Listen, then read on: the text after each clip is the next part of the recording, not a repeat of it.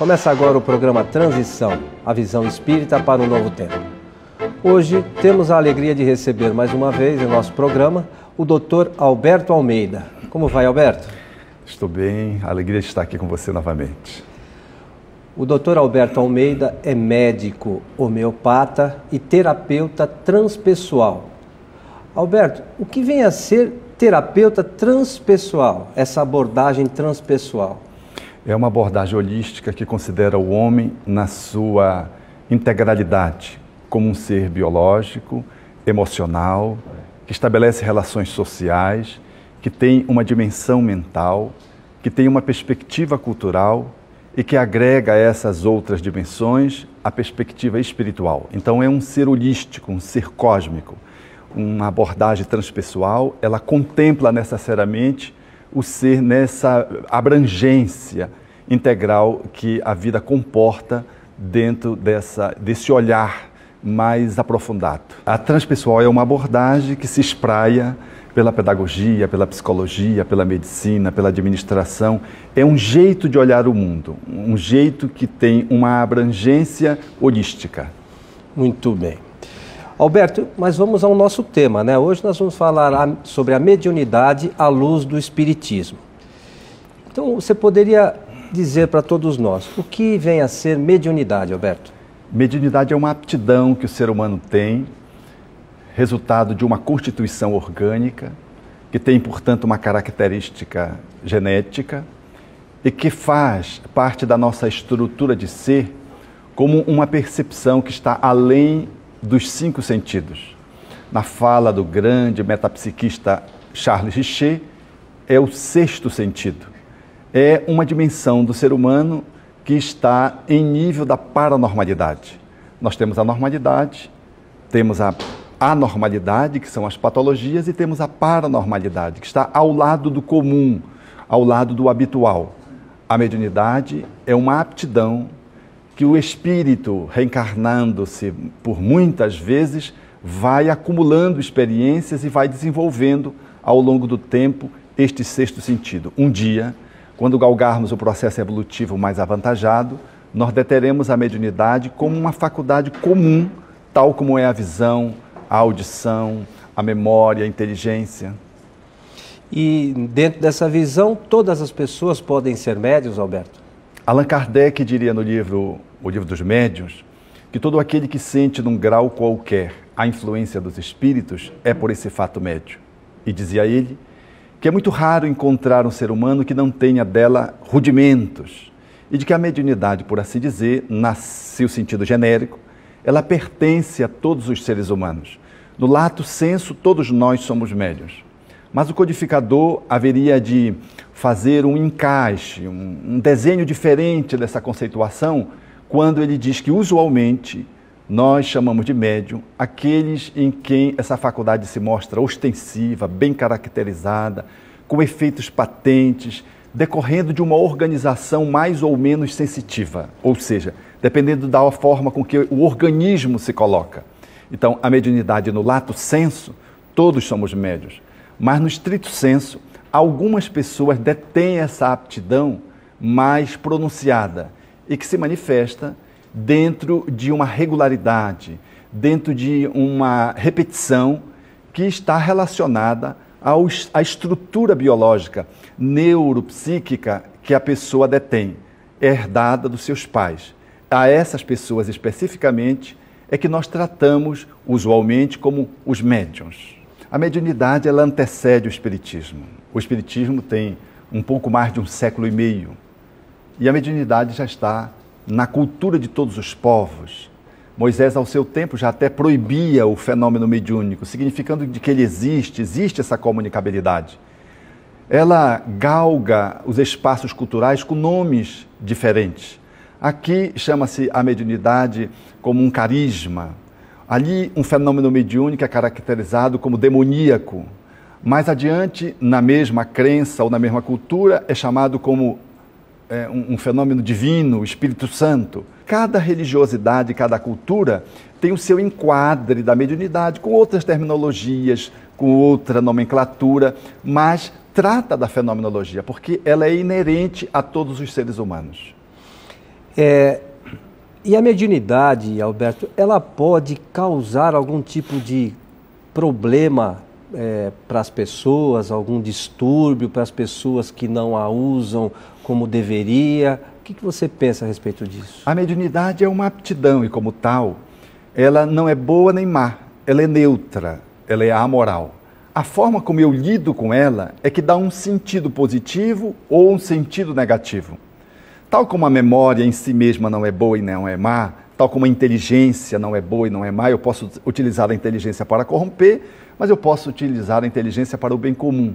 Logo, a mediunidade, ela é uma instrumentação que eu vou dar o colorido de funcionalidade para ela. Ela em si mesma não é nenhuma manifestação patológica, nenhum distúrbio, tampouco causa sofrimento, danos. Há muitas pessoas que têm essa fala de que a mediunidade traz de graça, se não desenvolver a mediunidade, a pessoa sofre, ou porque ela desenvolve, é por isso que ela está sofrendo. É absolutamente incompreensível isso.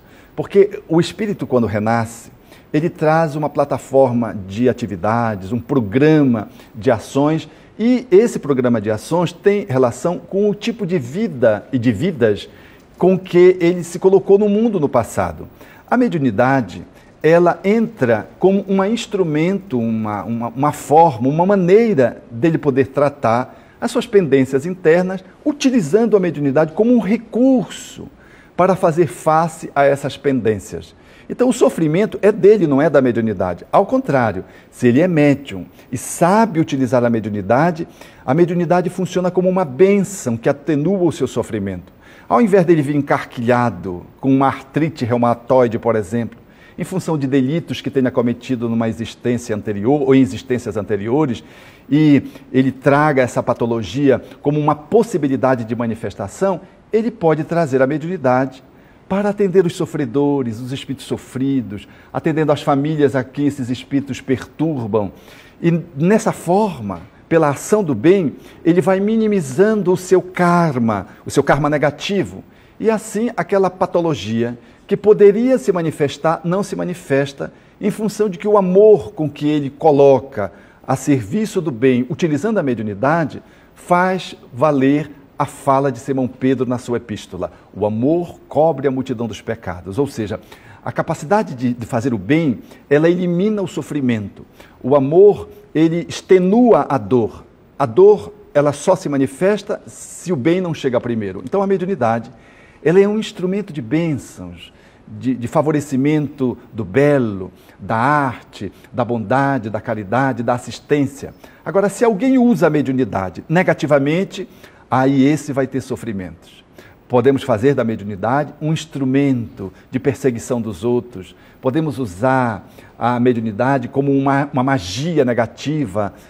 As pessoas costumam usar, né, a magia negra nesse sentido, que eu não gosto de usar muito esse termo, porque é um termo que traz um preconceito étnico, racial. Mas essa magia negativa, onde eu agencio espíritos através da mediunidade para interesses precários, para o egoísmo, para fazer o mal aos outros, nessa perspectiva, ela será fonte de sofrimento, mas não porque a mediunidade seja em si mesmo ruim, é porque a pessoa está utilizando de uma forma inadequada. Como uma faca. Eu posso pegar uma faca e cortar os legumes, mas posso pegar a faca e enfiar em alguém. A faca em si mesma, ela está ali, disponibilizada. A forma como eu vou utilizar a faca é que vai dar um sentido positivo ou negativo. A mediunidade, ela é uma aptidão que Deus colocou no nosso processo evolutivo, que deve estar a serviço do bem, do belo e da caridade. E o que dizer então, Alberto, das pessoas que dizem que a mediunidade é coisa do demônio? É uma incompreensão e uma ignorância. Ao tempo de Jesus já diziam isso. É muito de preconceito. Quando dizia que Jesus estava vinculado ao Beelzebul, aos príncipes dos demônios, e Jesus dizia, mas como é que o príncipe do demônio ele pode agir contra o seu próprio reino? Porque Jesus, na fala dos espíritos, era o médium de Deus. Ele sendo o Senhor dos espíritos, ele não intermediaria a comunicação dos espíritos com os homens. Porque a mediunidade é a arte de fazer uma ponte entre o mundo dos espíritos e o mundo corpóreo. É ser um instrumento meio entre dois planos diferentes de comunicação, os desencarnados e os encarnados. E Jesus, em sendo o Senhor dos Espíritos, ele intermediava o divino diretamente, atuando na terra, sobre os homens, com os homens, e coordenando os espíritos que estavam a seu serviço, fazendo o bem. Essa mediunidade, nesse sentido figurativo de ser o médium de Deus, mas ele era questionado do seu tempo. E ele afirmava de forma categórica que o demônio não poderia conspirar, Satanás não poderia depor contra o seu próprio reino fazendo bem. A árvore se conhece pelos frutos. Dizer que, por exemplo, que Chico Xavier era objeto do demônio porque servia à comunicação dos espíritos é um verdadeiro atentado ao bom senso. Um homem generoso, pródigo, extremamente caridoso, que escreveu mais de 400 livros e que ficaram revertidos os direitos autorais para as obras de assistência social em grande número, outra para divulgar o espiritismo. Esse homem que não se beneficiava de 1 centavo das suas obras, salvando vidas, estimulando as pessoas a preservarem a sua família, estimulando o reatamento do ser humano com os valores essenciais da existência. Esse homem notável, considerado o mineiro do século, não era possível que ele estivesse dominado pelos demônios. Essa expressão de que a mediunidade está relacionada ao demônio, ela é imprópria. Aliás, a própria palavra demônio se consagrou como sendo relacionada aos espíritos infelizes e os anjos aos espíritos bons. Mas, em verdade, demônio e anjo caracterizam o espírito. Sócrates conversava com seu daimon, com seu demônio, que era o seu instrutor espiritual, fazendo-lhe perceber as belezas da concepção filosófica da existência e proclamando a filosofia do bem. Então, demônio e anjos, pegando essa figuração, são manifestações de espíritos que estão alinhados com as leis de amor ou espíritos que estão desalinhados. Aqueles que estão alinhados, eles nos ajudam. Os que estão desalinhados devem ser recebidos para serem ajudados, esclarecidos, beneficiados. O problema é quando um médium fica a serviço desses espíritos para atender os seus interesses mesquinhos. Aí ele fica conectado com o mal, sendo um agenciador do mal, porque é cúmplice da maldade. Nessa perspectiva, a mediunidade se transforma num tormento, não porque ela em si mesma seja ruim, mas porque quem a manipula não tem ética. Então, Alberto, depois dos comerciais eu vou pedir para você falar sobre mediunidade como profissão, tá? Mas a gente vai rapidamente para o intervalo e já retorna.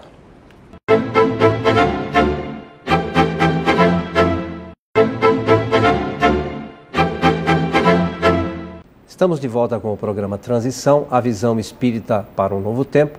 Hoje com o Dr. Alberto Almeida, conversando conosco a respeito da mediunidade à luz do espiritismo. Alberto, pergunta que nós deixamos antes do intervalo: o que dizer das pessoas que transformam a mediunidade em meio de vida, em profissão?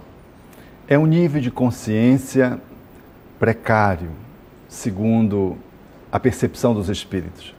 Allan Kardec enaltecia a mediunidade alinhada com um princípio do Evangelho que propõe que deveríamos dar de graça o que de graça recebemos. Para os espíritos, a mediunidade que vai fazer parte de uma conquista do ser espiritual que somos nós, ao longo do nosso processo evolutivo, ela hoje, no entanto, ainda não representa essa conquista. Ela é um empréstimo do divino para que possamos fazer face às nossas delinquências, aos nossos deslizes, aos nossos enganos.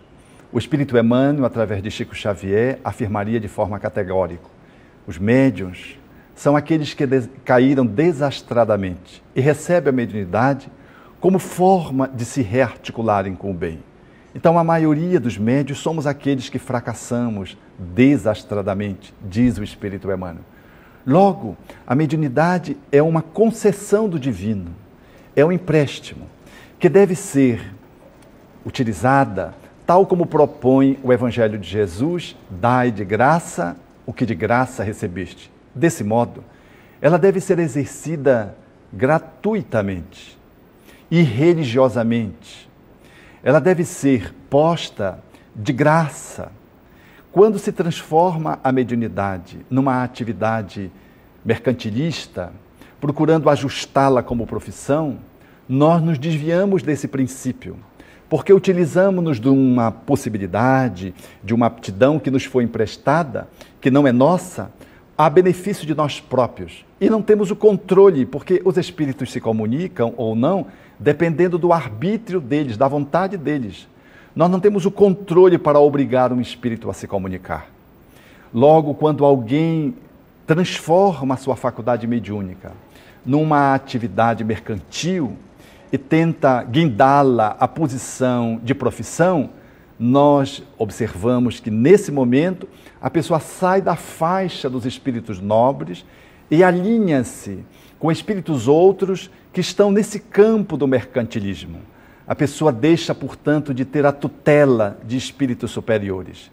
Ela sai daquele guarda-chuva dos espíritos nobres, dessa proteção, e se expõe, ficando à mercê de espíritos que vão utilizar a sua faculdade mediúnica, criando laços psíquicos que caracterizam aquilo que chamamos em espiritismo de obsessão, que traduz, numa certa medida, uma patologia de nível psiquiátrico, que é a interferência espiritual pertinaz, insistente no psiquismo de alguém, alterando-lhe as faculdades psíquicas, interferindo nas suas emoções, repercutindo no seu corpo físico. Esse processo espiritual de péssima qualidade, de teor vibratório precário, ele é decorrente dos médiuns desavisados que tentam transformar essa faculdade, que deveria ser exercida graciosamente, numa atividade de sobrevivência financeira. Os espíritos chegam a ser categóricos ao afirmar que o médium deveria conceder à mediunidade apenas o tempo que ele dispusesse, não, portanto, substituindo a mediunidade, colocando no lugar da profissão. Se ele tem pouco tempo, ele dê pouco tempo, mas não transforme a mediunidade numa atividade de sobrevivência profissional, porque ela não está posta com esse objetivo. Todo médium que entra por esse caminho, ele entra numa derrocada moral. E, invariavelmente, ele vai terminar num desequilíbrio psiquiátrico com lesões orgânicas. E termina, quase sempre, apoiados em medicamentos, sem conseguir recuperar o seu equilíbrio quando ele envereda por essa via, longo curso, e se aprofunda nessa atividade de baixa teor positivo, ele vai se aprofundando e vai se afundando, e muitas vezes as suas lesões são de tal ordem graves que ele não consegue sair do processo sem as sequelas de ter entrado para uma atividade desse nível que o conduz sempre a um beco sem saída. E Alberto, o que dizer de mediunidade em crianças?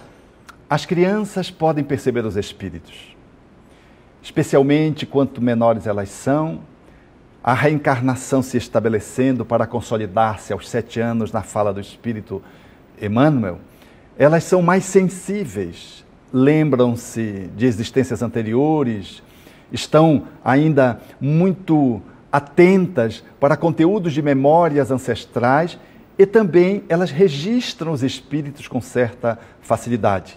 E algumas outras, que detêm a faculdade mediúnica posta em função da herança dos pais, registram plenamente os espíritos. Elas devem merecer um trato de normalidade. Os pais devem acolher as crianças sem nenhum espírito de atemorização, porque elas fazem isso com espontaneidade. O medo decorre dos pais, que têm medo, e correm. As crianças ficam com medo porque os pais modelam esse medo a partir desse comportamento de ignorância, de tratar a mediunidade como se fosse uma coisa fora do mundo. Mas os espíritos estão onde estão os homens. Como estão as bactérias, os vírus? Eles estão entre nós. Se colocarmos um microscópio numa placa de Petri, por exemplo, aqui, nós vamos perceber que tem milhares, milhões de bactérias estão circulando no ar e caindo na placa de Petri. Depois de alguns dias, elas formam verdadeiras colônias identificadas pelo microscópio. Aonde estão os seres humanos, ali estão os espíritos. Na avenida, no ônibus, nas casas, nos supermercados, nos apartamentos. Então é natural que a criança e os médiuns, de um modo geral, possam registrá-los. Não é nada sobrenatural, está em a natureza. Apenas que a criança tem esse microscópio, por exemplo, para registrar os espíritos. Tem esse telescópio para fazer esse processo de apreensão daquilo que não é visto pelos 5 sentidos. Mas é inadequado pegar a criança e levar para reuniões mediúnicas. É contraproducente e, por que não dizer, perigoso.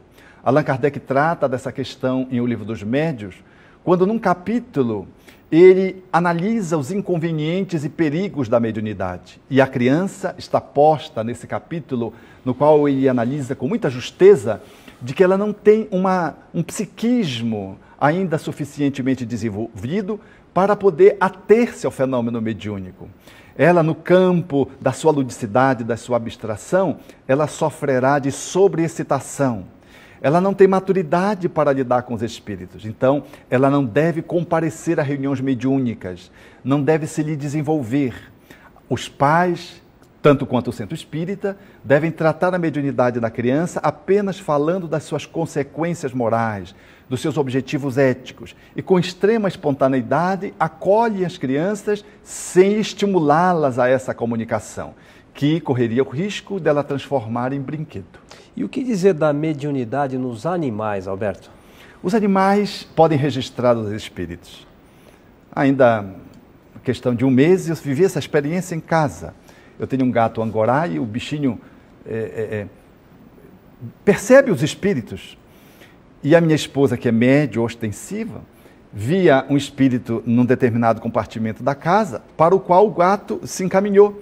E quando ele entrou naquele compartimento, ele ficou todo eriçado como quem vê um cachorro, o seu rabo ficou distendido, e ele deu um salto para trás, saiu correndo e foi se esconder num cantinho que ele habitualmente se acolhe quando está com medo. A minha esposa sorriu e disse, é um espírito, ele viu um espírito. Então os animais, eles veem os espíritos, os cães, os cavalos que relincham quando estão caminhando, por exemplo, no caminho, do nada. Os cães que latem às vezes para um lugar que está ali sem nenhuma presença física, material de alguém, eles latem e como se tivesse uma pessoa ali, dão para trás, dão para frente. Não é a sua audição que está captando um ruído que está vindo à distância. Não, eles fazem uma movimentação como se tivesse um objeto definido, mas ninguém enxerga o objeto, ele está vendo. É o registro psíquico dos espíritos pelos animais. Porque para nós espíritas, os animais são princípios espirituais em evolução. Eles são capazes de registrar os espíritos, mas não são médiuns. Não são médiuns, conforme Allan Kardec propôs, porque eles não têm uma organização mental capaz de fazer essa intermediação, essa ponte entre o mundo espiritual e o mundo físico. Ele faz esse registro fragmentário, demonstra que ele está em contato com os espíritos, mas eles não são médiuns no sentido que está posto por Allan Kardec, que é uma condição inerente ao espírito, que é um grau acima do princípio espiritual que habita os animais. Os animais, um dia, pelo processo evolutivo, galgarão a condição do reino hominal em que estamos. E nós, que aqui estamos, temos um aparato psíquico capaz de poder fazer contato com os espíritos e estabelecer uma comunicação de meio, de intermediação. Então, os animais percebem os espíritos, mas não são médiuns. Alberto, para finalizar, eu queria que você comentasse rapidamente sobre a questão dos estudos científicos sobre a mediunidade.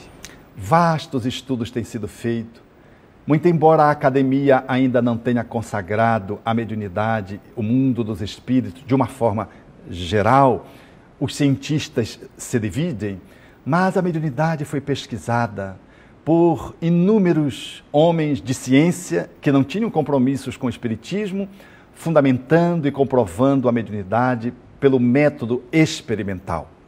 Em Belém do Pará mesmo, nós tivemos pesquisas feitas com a médium Ana Prado, que promovia a manifestação dos espíritos, colocada numa poltrona, uma grade lá colocada sobre ela, para que ela ali ficasse aprisionada, a fim de se eliminar a possibilidade de fraude, sem portinhola, sem janela. Para tirar, tinha que levantar a grade. Ela entrava em transe e os espíritos se comunicavam, se materializavam. Havia sessão que 6 espíritos alternadamente se materializavam, homem, mulher, um marinheiro, um cowboy, e se comunicavam. As comunicações eram tão abundantes, para que não ficasse dúvida de a hipótese, por exemplo, de alucinação, que os espíritos materializavam e faziam mãos, luvas de parafina. Usava parafina quente, a água fria e modelava uma luva. Depois se desmaterializava e ficava a mão. Hoje nós temos esses registros, que são verdadeiros dados científicos, no Rio de Janeiro, de luvas de há mais de 100 anos, ou 100 anos aproximadamente, ou vai completar 100 anos, porque essas experiências foram feitas na década de 10 para 20. Essas mãos estão no Rio de Janeiro ainda, desafiando o tempo com a manifestação dos espíritos ali documentada através do processo de materialização.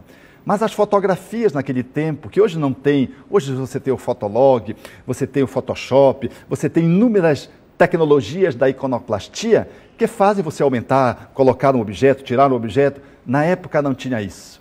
E as fotografias feitas dos espíritos, a fotografia transcendente, onde você fotografava no vazio e o espírito se mostrava luminoso.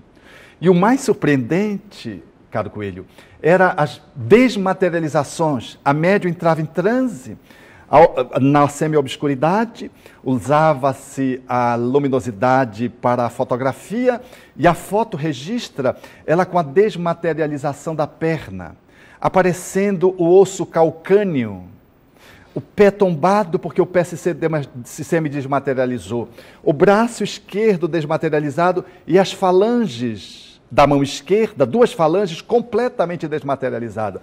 E a roupa tombando emurchecida em relação à outra, em função da desmaterialização. Esses fenômenos foram pesquisados, não só em Belém do Pará, que é um estado do Brasil, naquela oportunidade, fazendo parte desse concerto de manifestações que surgiram no mundo. William Crookes estudou a médium Florence Cook, uma jovem de 15 anos, cujas materializações se deram por 3 anos à sua pesquisa. E ele haveria de dizer, 30 anos depois da sua pesquisa, de que aqueles fenômenos tão palpitantes que ele pôde avaliar a pulsação cardíaca, a escuta do espírito, a fotografia da médium e do espírito materializado ao mesmo tempo, na época que não havia possibilidade de truques pela fotografia, ele haveria de dizer 30 anos depois, em 1895, de que aqueles fenômenos não só eram verazes, mas de ele teria que acrescentar às atas que documentavam a sua pesquisa muitos outros fatos. E ele conclui, o espiritismo está cientificamente comprovado.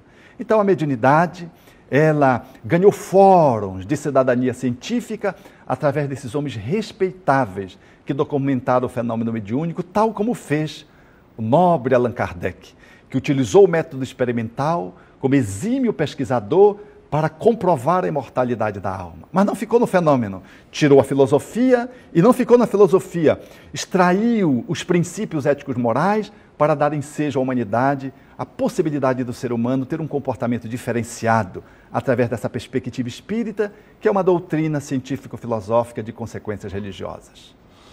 Roberto, nossos agradecimentos a você, esperamos poder contar com você em outras ocasiões. E aos nossos amigos de casa, lembramos que o nosso programa pode ser revisto em nosso site, que está passando aqui na sua tela. Então, o nosso abraço e até o nosso próximo encontro.